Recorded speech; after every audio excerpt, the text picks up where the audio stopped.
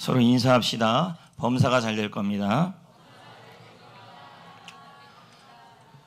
네, 만약 여러분이 오늘이 나의 삶의 마지막이라면 여러분은 어떤 말을 남기고 싶습니까? 9.11 테러 때나 상품백화점 때 보면 제일 많이 나왔던 말들이 뭘 것 같아요? I love you 이었습니다. 사랑합니다. 그러니까 평상시에 좀 하지, 이게 평상시에 아껴뒀다가 하려니까 아쉽죠. 그런데 우리가 좀 유명한 분들 몇 분의 얘기를, 마지막 말을 또 들어보면 이렇습니다.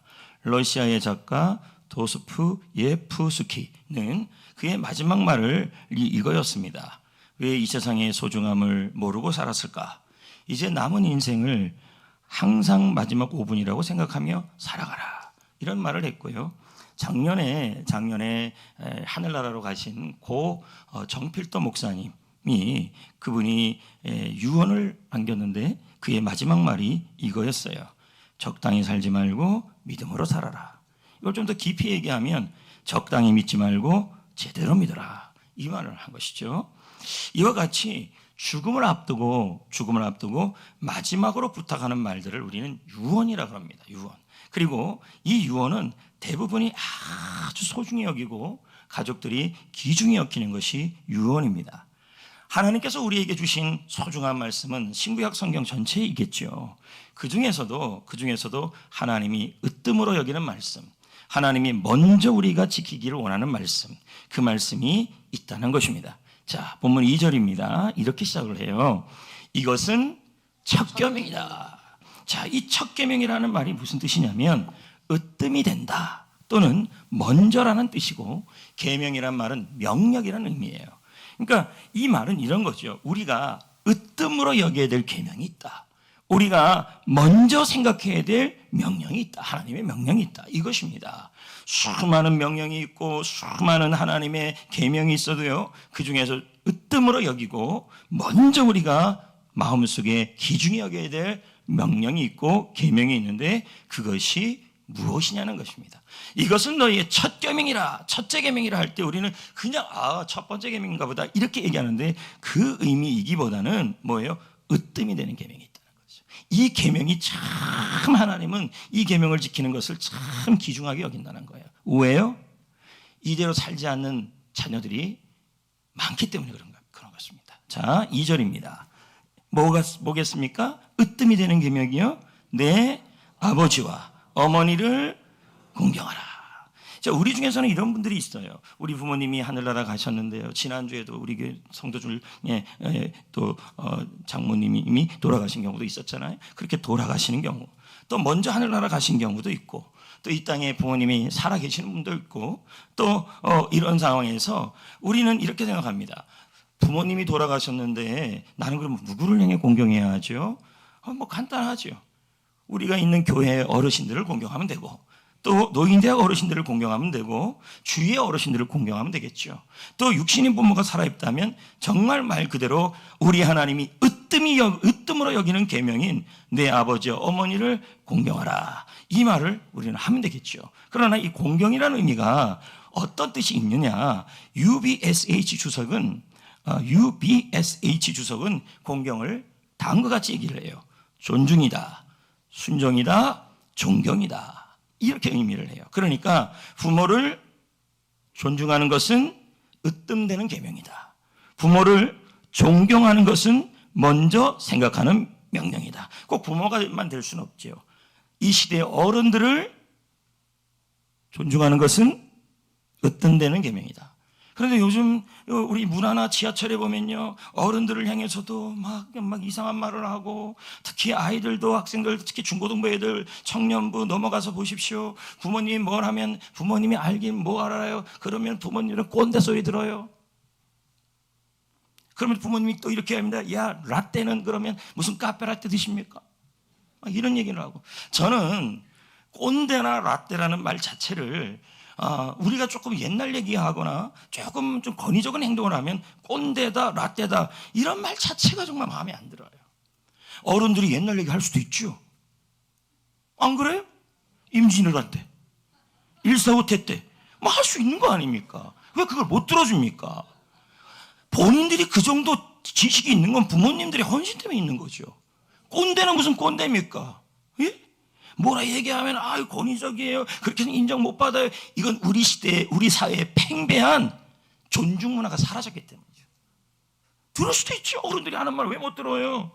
좋은 말들인데, 예?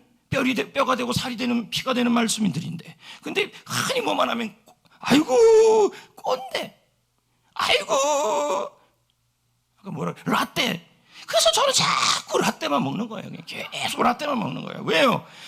나는 라떼가 좋으니까요. 라떼는 뭐 어떻습니까? 좀 들어주니까. 어른들한테 그 정도 말도 못 들어줍니까? 근데 주님은 이걸 뭐라 그럽니까? 우리가 으뜸되게 여겨야 될 계명이 뭐냐면 부모님을 존중하라, 부모님을 존경하라. 참 중요합니다. 하나님은 이 땅의 부모님들을 소중하게 여기고 그 부모님들을 귀히 여겨요. 왜요? 그 부모님이 없이는 우리가 이 땅에 생명을 얻지 못했어요.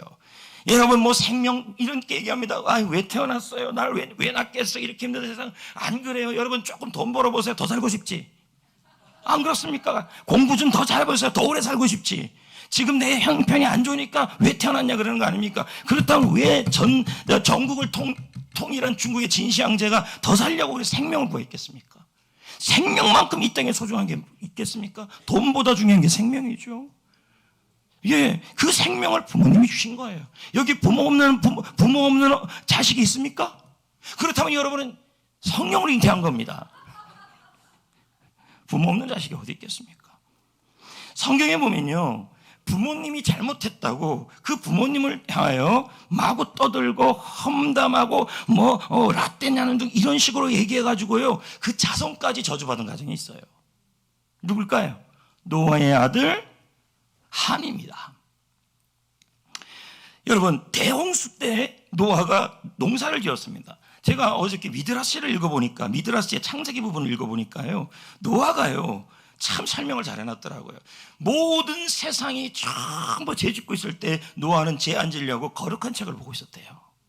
계속 성경 보고 그러면서 하나님이 그렇게 귀중한 그 모습을 보고 나서 그 사람을 택해서 방주를 준비했다는 거죠. 그리고 우리 홍수가 끝났잖아요. 예? 그리고 노아가 나왔잖아요. 예, 그리고 나서 노아가 거나하게 술에 취한 것입니다. 보통 취한 게 아니라 엄청나게 취했습니다. 미드라시에 보면 뭐라고 나오냐면 노아가 술을 먹은 게 아니라 술이 노아를 먹었다 정도예요. 여러분, 그러면 왜 그러냐는 거죠. 왜 노아가 그렇게 술을 많이 드셨을까요? 제 생각엔 이런 것 같아요. 세상에 친구는 나 하나밖에 없잖아요. 애들 셋, 아빠는 나 하나. 그리고 자기가 새롭게 해야 될 세상에 대한 압박감 없었을까요? 있었겠죠. 그러니까 세상에 남은 아버지는 나 혼자고, 그리고 외롭고 우울하고, 그리고 다시 시작해야 된다는 이 압박감, 이 아버지로서 굉장히 힘들었을 겁니다. 어떤 그 행동심리학 책에 보니까요, 남자들에 대한 얘기를 하더라고요. 남자들은 기본적으로 이 안에 사냥꾼 본능이 있어서 세상에 나가면 늘 사냥을 해야 되기 때문에 긴장 속에 살아간다는 거예요. 남자분들 맞으면 아멘. 남자들은요, 삶 자체가 전쟁이에요. 예? 여자분들이 나한테 지금 욕하는 얼굴들인데, 그래서 밖에 나가서 일하고 하여튼 남자라는 이유만으로도 긴장해요. 그렇게 이제 하니까 이 노아의 아버지가, 노아가 그 긴장을 이기기 위해서 술을 거나하게 먹었어요. 여러분, 그리고 술을 드시고 나서 술을 이해는 되죠. 얼마나 외로웠으면, 얼마나 힘들었으면, 얼마나 긴장 속에 있었으면. 남자는 회사 가도 긴장, 가정에 와도, 여러분 가정에 와도 편안해야 되는데 더 긴장, 막 난리 난 거지. 그래서 남자들이 편안해야 돼요. 그래서 그런 말이 있어요. 오늘 남자분들 저 밥 사줘야 돼요. 남자에게 개인적인 지배 시간을 줘라. 개인적 시간 안 주잖아요, 여러분. 뭐 버려라. 난 하나도 안 버리는데 하여튼 버려라. 뭐 해라. 여러분, 남자들은요 좀 쉬어야 됩니다. 여자들은요 나중에는 나오겠죠. 좀 기다려봐요. 그래서 이 사람이 이 술을 드시고 나서 천막으로 오는데요, 비틀비틀거리면서 갔습니다. 그런 다음에 실수를 했는데 옷을 다 벗어놓고 대자로 누워버린 것입니다. 이 모습을 누가 봤냐면 노아의 아들 함이 본 거예요. 함이 이것을 보고 나서 마구 셈과 야벳 그의 형제들에게 가서 마구 떠들읍니다. 아버지가 어떻게 그럴 수 있어? 함은 낄낄대면서 아버지가 저래서 이게 아버지야, 아버지로서 구실도 못하네 하면서 아버지를 비웃는 것입니다. 여러분도 알다시피 셈과 야벳은 함과 다른 반응을 보이죠. 아버지의 수키를 덮어주고, 아버지의 옷을 덮어주고, 옷으로 아버지를 덮어주고, 그런 다음에 노아가 잠에서 깨어났습니다. 우리 모두도 아는 말처럼 노아는 이 사실을 알고 나서 함과 셈과 야벳을 향하여 저주와 축복을 해요. 근데 참 신기한 것은 함을 향해서 한 그 저주가 함을 위해서 한 얘기가 아니라 그의 아들에게 한 저주로 흘러가고 있다는 거예요. 창세기 9장 25절 27절을 읽어봅시다. 시작. 이에 이르되 가나안은 저주를 받아 그의 형제의 종들의 종이 되기를 원하노라. 여기 보면 함이 저주를 받았다고 표현한 게 아니라 누가 저주를 받았다 그래요?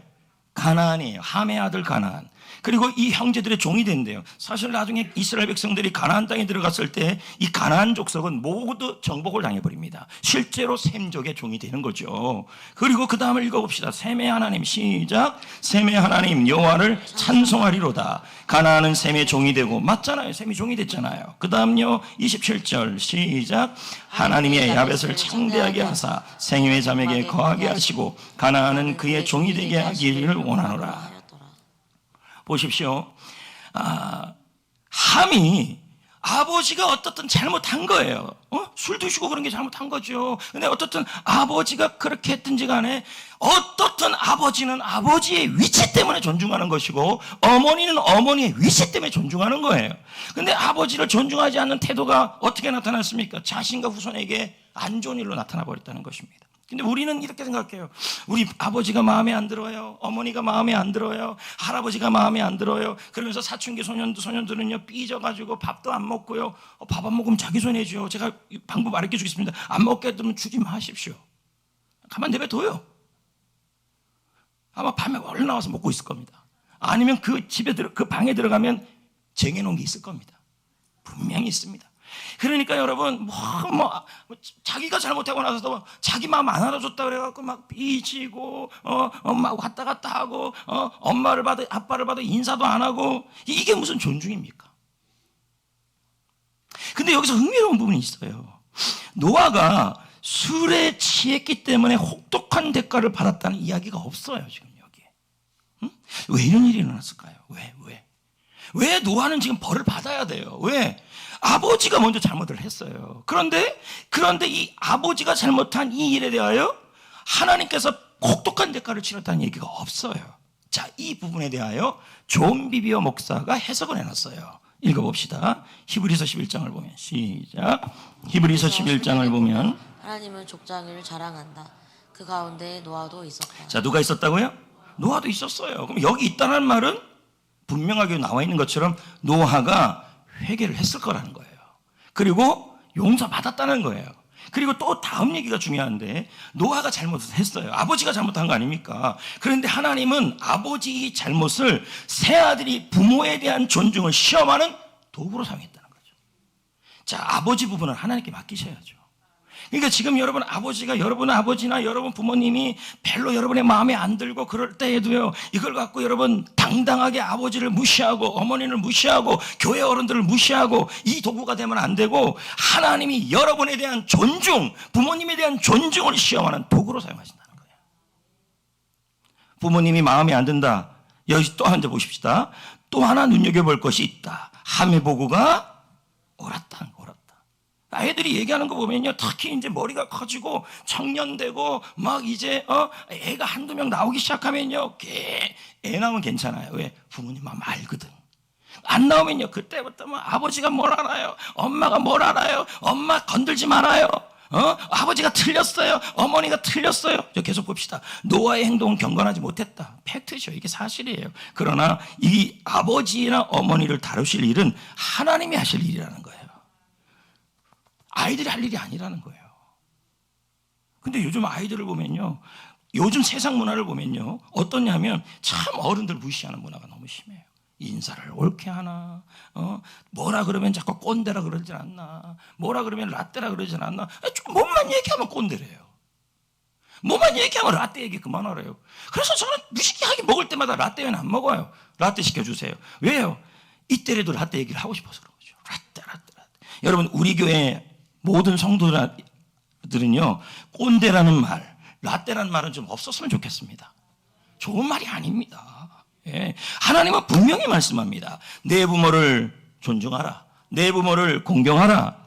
이 말은 뭐예요? 우리 주위에 있는 어른들도 존중하라, 공경하라. 이 지역에 있는 어른들도 존중하라, 공경하라. 우리 교회에 있는 어른들을 존중하라, 공경하라, 이 뜻입니다. 그것이 으뜸되는 계명이다. 그것이 먼저 생각해야 될 계명이다. 왜 그렇게 해야 됩니까? 제가 아까 얘기했잖아요. 부모 없는 자녀가 어디 있습니까? 에? 부모 없이 이 세상에 온 사람이 한 명도 없습니다. 단 한 분 계시다면 예수님밖에 없죠. 왜? 예수님은 아버지 없이 태어났으니까, 성령으로 잉태했으니까요. 부모님이 우리에게 주신 최고의 선물은 뭘까요? 재능도 있고 뭐도 있고 다 있지만 최고의 선물은 여러분 생명입니다. 생명. 예. 제가 아까도 얘기했잖아요. 자기가 살기 힘들고 공부가 안 되고 친구 관계 어려우면 자꾸 뭐라고 생각해요? 빨리 죽고 싶다. 생명 왜 태어나겠냐 이럽니다. 근데 애들 보십시오. 성적 올라가고 여자친구 남자친구 생기고 대박 나고 돈 나고 막 이러면요, 안 죽고 싶어집니다. 생명 줘서 고맙다 얘기합니다. 실상 사람의 본심과 욕심은 기본적으로 생명이죠. 생명이 있어야, 여러분, 생명이 있어야 누릴 수도 있는 거 아니겠습니까? 그 가장 소중한 선물을 부모님이 주신 거죠. 어떻든 이유가, 우리 아버지가 잘못했어요, 우리 어머니가 잘못했어요, 그 부분에 대해서는 하나님께 맡기고, 그 부분에 대해서 하나님이 부모 존중에 대한 뭘요? 시험하는 도구로 쓰고 있음을 기억하셔야 돼요. 부모를 존중하냐 안 하냐. 여러분, 10달 동안 뱃속에 집어넣는 거래요. 10달 동안 아이를 뱃속에 데리고 있는 거가 쉬운 일입니까? 예? 웬만한 동물들은 뭐 21일, 4달 만에도 나오는데 인간은 10달이에요. 10달이에요, 10달. 이게 보통 힘든 게 아닙니다. 거기다가 여러분, 애가 기형아 나올까봐 약은 먹습니까? 먹어요? 남편은 먹지만 아내는 안 먹어요. 그리고 여러분, 애가 태어났어요. 유치원 갈 때까지 제대로 하는 게 뭐 있습니까? 다들 부모님이 손이 가야 되고 할머니 손길이 가야 되고, 요즘은 할머니 할아버지 손길이 또 많이 가잖아요. 가고, 응? 그리고 아버지는 하루 종일 긴장 속에 살다가 돌아와서 육아를 해야 돼. 안 하면 또 눈치를 줘요. 잠은 잔다고 그래요. 하루 종일 내가 고생했는데 왜 그러냐고. 참 서로 다 이해가 돼요. 여자분들은 여자분대로, 남자분들은 남자분대로 다 이해가 됩니다. 하루 종일 애 봤으니 얼마나 힘들겠어요. 하루 종일 일했으니까 또 얼마나 힘들겠어요. 집에 가서 좀 쉬고 싶은데 애가 깨룩깨룩 되니까 또 깨룩깨룩 해야 되고, 또 옆에 있는 아내가 너 왜 그러냐, 아니 너예요, 당신 왜 그러냐고, 나는 힘들어 죽겠다, 나 산후 우울증 왔다고, 당신 이러려고, 뭐 이러면 또 해야 되고. 할아버지 할머니들은 또 뭔 죄입니까? 대답을 안 해요. 할아버지 할머니들은 뭔 죄입니까? 자기들 돈 번다고 할아버지 할머니한테 다 애들 맡겨버리고. 뭐 이유가 있겠죠. 반드시 아르바이트 주십시오. 왜요? 베이비sit 주십시오. 기본.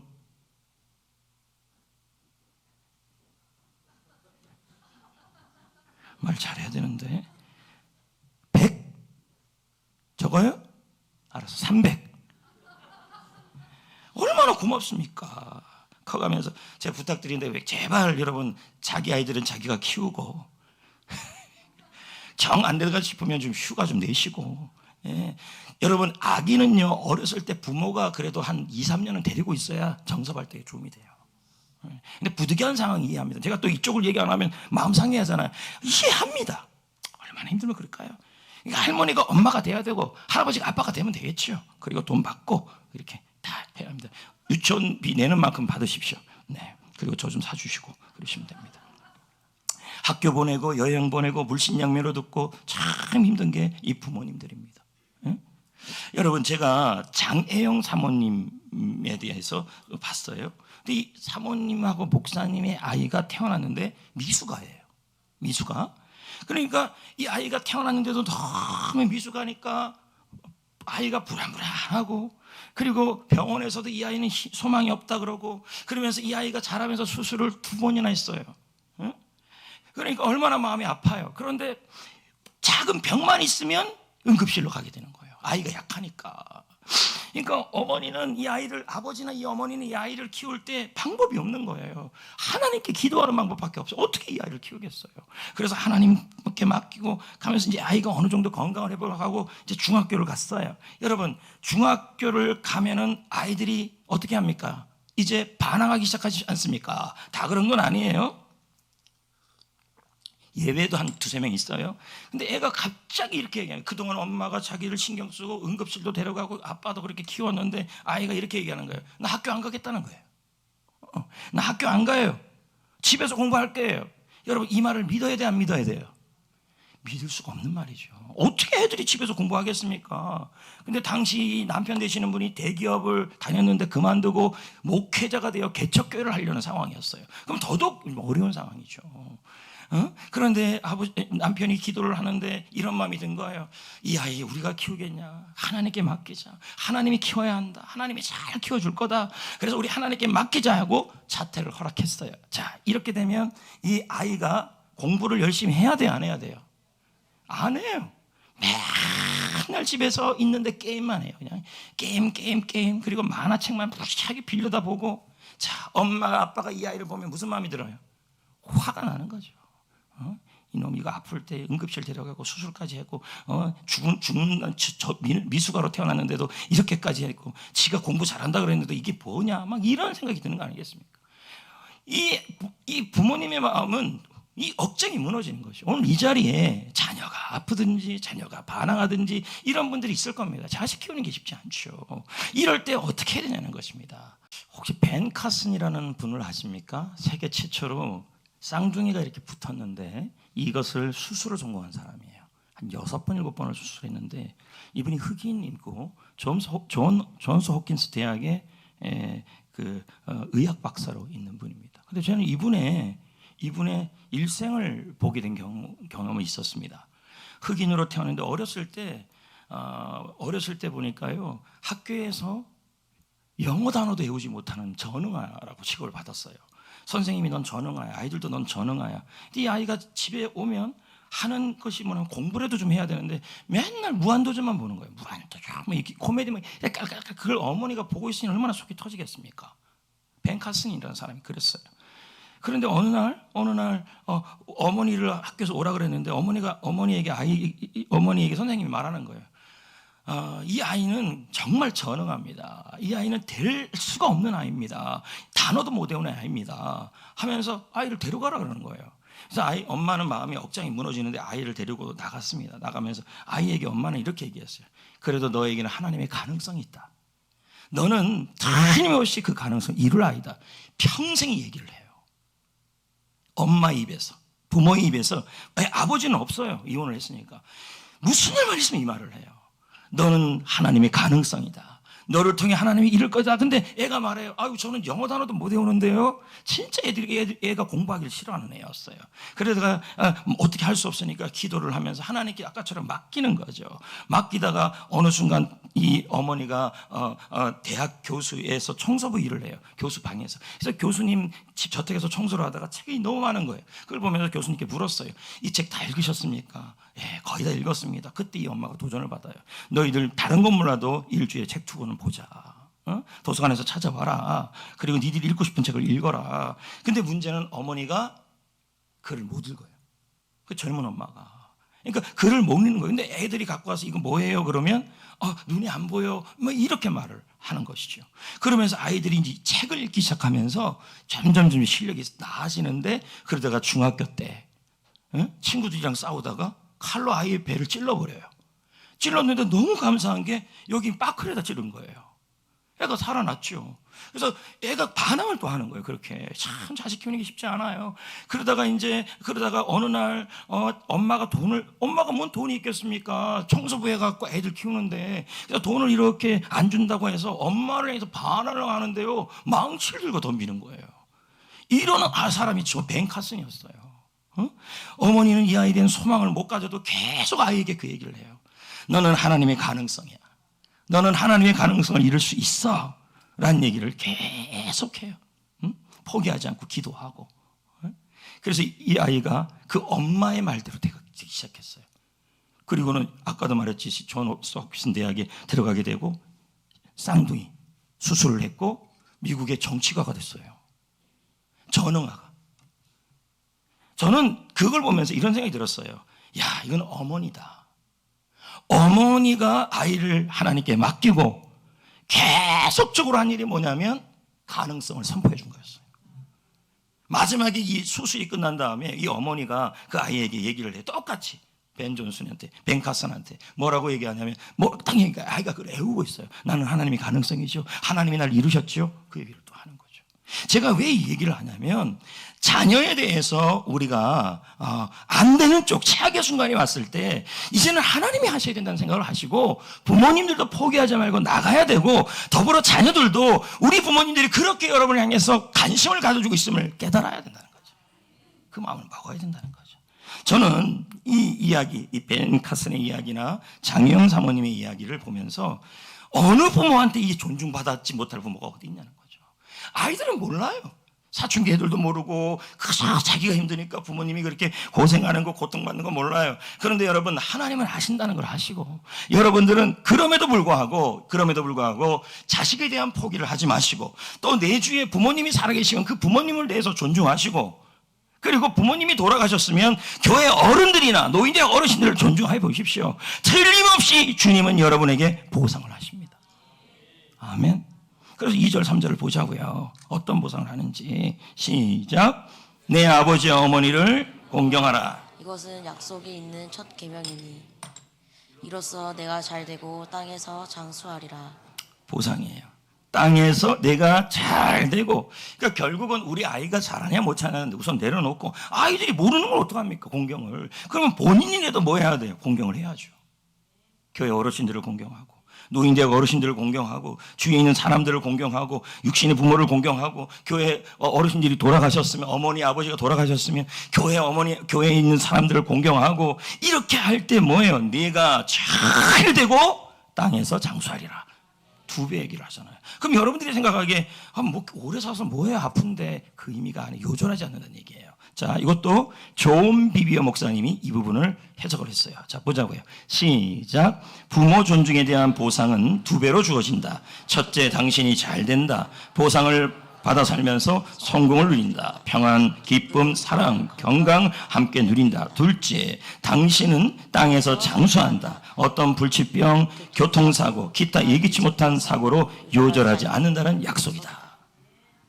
오래 산다는 거죠. 어떻게 오래 살아요?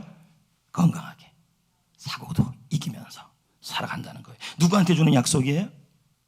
부모를 존중하는 사람. 그리고 부모님만 존중하는 게 아니라 교회 어른들을 존중하고 라떼인지 꼰대인지 이런 말 쓰지 마시고 어른들은 어른들의 위치 때문에 존중하는 거예요. 존중하고 사랑하고 귀히 여기고 그럴 때 땅에서 잘 되죠. 나도 잘 되지만 자녀도 잘 되겠죠. 아까 함이 잘못하니까 자녀도 안 됐잖아요. 육신의 부모가 여러분에게 때로는 여러분의 마음에 안 들 수도 있겠죠. 그러나 그걸 뭐로 보아야 돼? 하나님의 테스트다. 존중에 대한. 존중하셔야죠. 여러분, 우리 교회는 다음 세대를 섬기는 교회로 가고 있죠. 아이들을 위해서 놀이터도 준비하고 아이스크림도 매일 한 개씩 무료로 먹게 하니까 아이스크림이 일주일마다 어마어마하게 나가요. 10만 원, 20만 원 어마어마하게 나가요. 그래서 카페 있는 팀들한테 얘기를 했어. 아이들이 와서 그냥 당연하게 갖고 가지 말고 아무리 바빠도 그 가져갈 때 옆에서 서서 빼서 갈 때 아이들이 빼는 게 아니라 너희들 뭘 원하는 거 빼고 인사를 꼭 하게 하라. 당연하게 밖에 하지 말라는 얘기죠. 그게 왜 당연한 거예요? 당연한 게 아니죠. 그리고 나서 보니까 여러분 유초등부가 어마어마하게 붕이 됐어요 지금요. 아이스크림의 역사일까요? 아니죠. 교사들도 열심히 했겠죠. 어제는 어린이 축제 그제는 못했어요. 정말 마음이 안 좋았습니다. 앞으로 저한테 날씨 얘기 이제는 하지 마세요. 제가 알아서 할 겁니다. 여러분의 말에 내가 넘어진 거예요. 아무튼 그냥 내버두십시오. 그러면 안 할 겁니까? 합니다. 5월 23일 석가탄신을 하려고요. 6월 1일 하려고 그랬더니 그 애도 하는 날에 하긴 어렵잖아요. 해야죠. 허물한 분들도 많은데 안 하면 어떡합니까? 제가 들어보니까 아이들이 안 한다 그래갖고 입을 뒤집고 쓰고 우고 난리가 났다. 해야죠. 얼마나 기다리겠습니까?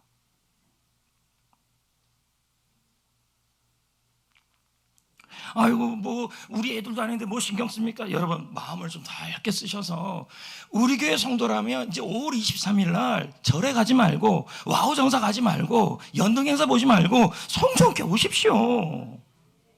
인사 좀 해보세요. 성전교회 성도 아닙니까? 한번 인사해보세요. 아유 성전교회 크리스찬 물어보세요. 입니까? 왜 안 물어봐요? 참네. 여러분 더욱 감사한 건 우리 교회는 교회 어르신들을 섬기는 교회입니다.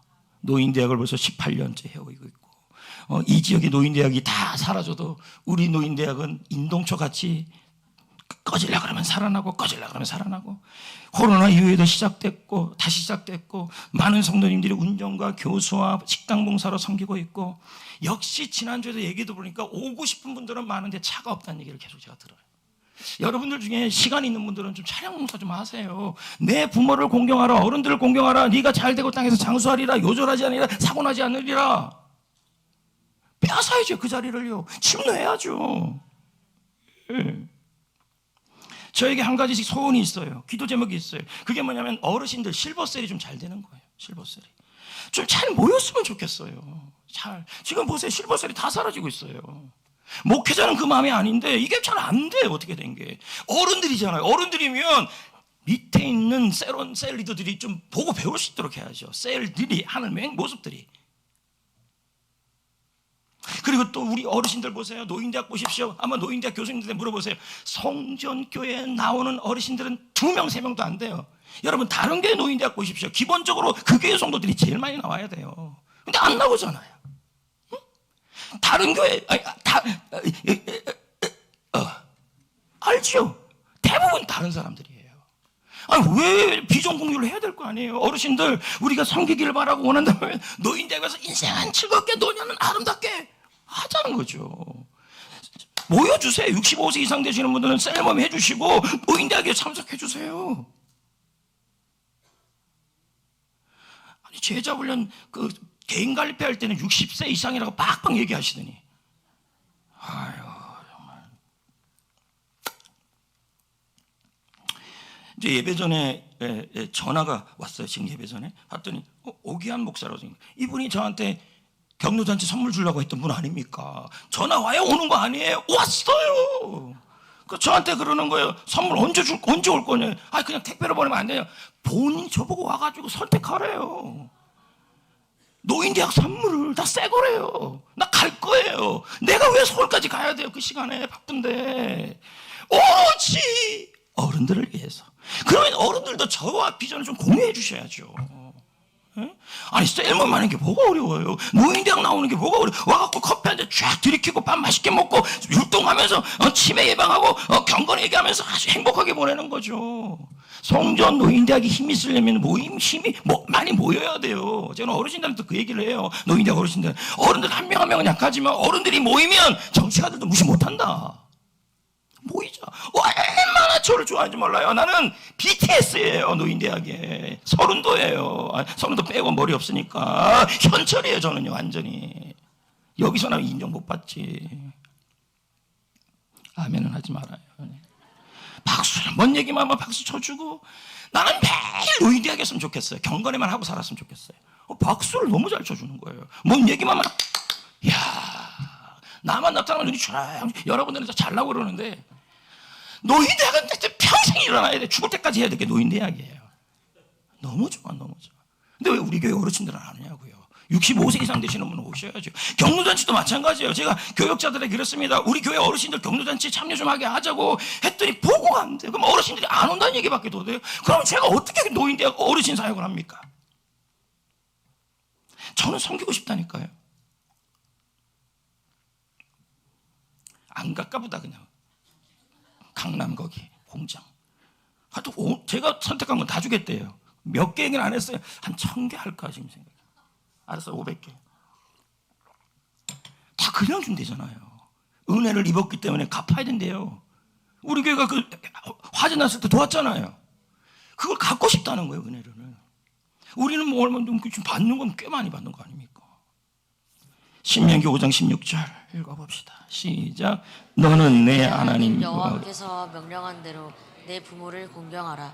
그리하면 내 하나님 여호와가 내게 준 땅에서 내 생명이 길고 복을 누리리라. 여러분, 이 땅에서 어떻든 부모가 잘난 부모이든 못난 부모이든 교회 어르신들이 있는 것 전부 뭐냐면 하나님이 여러분을 존중에 대한 테스트를 하는 것이다 라고 생각하고 그걸 휘어잡으셔야 돼요. 기회를. 그리고 여러분, 다른 건 다 몰라도요, 존중의 기본은 말이에요. 어른들을 어떻게 하자고요? 말로 존중하자고요. 어른들을 향해서 말로. 여러분, 랍비 조셉 데루스킨이 말하기를, 왜 모든 사람들에게는 사랑하라 그랬는데 부모에게는 공경하라는 단어를 썼냐는 거예요. 왜? 그건 뭐냐면, 부모는 여러분이 화를 나게 해도, 여러분이 속을 썩여도 그 관계를 끊지 않는 가장 고귀한 분이기 때문이에요. 그게 부모이기 때문에 존중해야 된다는 얘기죠. 예, 제가 넷플릭스를 어떻게 하다가 보게 되면요, 그때 제가 충격을 받아요. 왜냐하면 욕이 너무 많아요. 세상 욕이 다 기억나요. 이제는요, 내가 어촌에 살았으니까 얼마나 욕을 많이 배웠겠습니까? 다 잃어버렸던 욕이 다 생각이 날 정도로 욕을 많이 해요. 영화에서. 이게 우리나라 지금 문화예요. 말이 욕이 너무 많아. 여러분, 부모의 공경은 말로부터 시작되는 거예요. 마음이 있으면 말로 표현되고, 말로 표현되는 것이 중요한데, 말 한마디라도 부모님의 존중하고 교회 어른들을 존중하는 거예요. 그래서 섹스피어가 리어왕에서 이런 말을 해요. 부모의 은혜를 모르는 자식을 두는 것은 독사의 이빨에 물리는 것보다 더 아프다. 존중하자는 얘기죠. 마지막 질문입니다. 그럼 보자고요.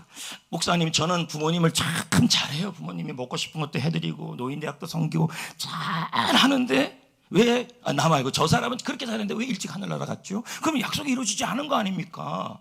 라는 질문을 할 경우가 있다는 거죠. 이 부분을 존 비비어 목사가 말하기를 이렇게 말했어요. 자, 읽어봅시다. 하나님의 약속은 자동이 아니다. 믿음으로 얻어야 한다. 무슨 뜻입니까? 먼저 부모님을 마음으로 존중하고, 말로 존중하고, 그리고 행동으로 존중하고, 그런 다음에 부모님을 존중했을 때 주는 약속을 믿고 선포하라는 얘기죠. 이렇게 말해야 되죠. 저는 노인대학에서 섬기고 있습니다. 저는 독거노인 빈치집에서 섬기고 있습니다. 경도잔치에서 섬기고 있습니다. 그래서 어른들을 존중하고 있습니다. 약속에 잘 되고 장수한다 하지 않았습니까? 그 약속을 나에게 이루어 주옵소서 라고 선포하셔야죠. 아멘. 근데 해야 또 그게 나오는 거 아닙니까? 맨날 부모님 속을 썩여요. 뭐 이렇게 하면 안 된다는 거죠. 자, 오늘 말씀을 이제 맺으려고 그래요. 여러분, 오늘은 어머니 주일이 아니라 어버이 주일이에요. 어버이 주일. 아버지, 어머니. 두 분은 여러분들에게 세상에서 중요한 생명을 주셨고, 생명을 준 것뿐만 아니라 결혼할 때까지, 결혼한 이후에도 계속 여러분을 위해서 희생하시는 분들이 부모님이에요. 또 교회 어른들도 마찬가지고, 이 지역 어른도 마찬가지예요. 지역 어른들도 그분들이 있었기에 오늘 우리가 있는 거죠. 새마을 운동. 그렇죠? 그리고 우리 교회 어른들도 마찬가지죠. 그분들이 기도가 있으니까 우리가 있는 거 아니겠습니까? 그러니까 우리는 어떻게 해야 돼요? 그분들을 존중하셔야 돼요. 존중. 말로 존중하고, 마음으로 존중하고, 행동으로 존중하고, 하나 더 존중하려면 돈으로 존중하고. 여러분, 저도요, 맨날 이만큼 주다가 어느 날 지난번에는 이만큼 드렸어요. 용돈을. 세상에. 그렇게 웃는 거 처음 봤어요. 그러니까 여러분, 드린 거에다가 두 배만 더 드려보세요. 우와. 저는 그 부모님들이 그렇게 웃는 걸 나한테 처음 봤어요. 역시 여러분, 돈은 능력이라는 것입니다, 여러분. 그래서 부모님들에게 말로 존중하시고, 아유, 소고기 사줄게로 띄우지 마시고, 소고기 사주시고, 용돈도 주시고, 꽃도 보내시고. 사실 꽃 별로 원치 않아요. 돈을 원합니다. 부모님들 용돈 좀 드리십시오. 그래서 좀 여러분, 그리고 아이들 어린이 꿈축제 할 때는 그냥 헌물을 무지개 하는데, 경로잔치에는 헌물표가 다 비어 있어요. 할렐루야. 이게 도대체 어떻게 된 일입니까? 애들은, 어른들은, 자기 자식은 안 아깝고, 아빠한테, 엄마한테 쓰는 건 아깝고. 그래서 여러분, 애들에게 잘 대하라는 것이 으뜸이 아니라 그런 말이 없는 거예요. 부모 공경의 길이 있는 거예요.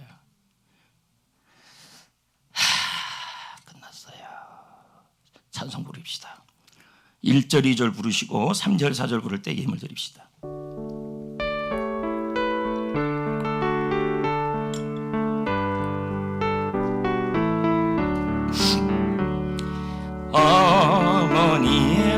사랑 귀하고도 귀하다.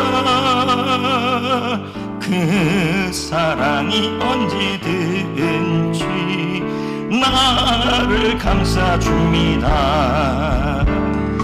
내가 울 때 어머니는 주께 기도드리고, 내가 기뻐 웃을 때에 찬송 부르십니다. 2절 아침 저녁 읽으시던 어머니의 성경책 손에 남은 구절마다 모습 본 듯합니다. 믿는 자는 누구든지 영생함을 얻으리. 들려주신 귀한 말씀 이제 3절 부르면서 예물 드립니다. 홀로 누워 괴로울 때 헤매다가 지칠 때 부르시던 찬송 소리 귀에 살아옵니다. 반석에서 샘물 나고 한구지가 꽃피니 예수님과 동행하면 두려울 것 없도다. 온유하고 겸손하며 올바르게 의세게 어머니의 뜻받들어 보람있게 살리라. 풍파많은 세상에서 선한 싸움 싸우다 생명신에 흐르는 곳 길이 함께 살리라. 드린 예물을 위해 기도하고 또 하겠습니다.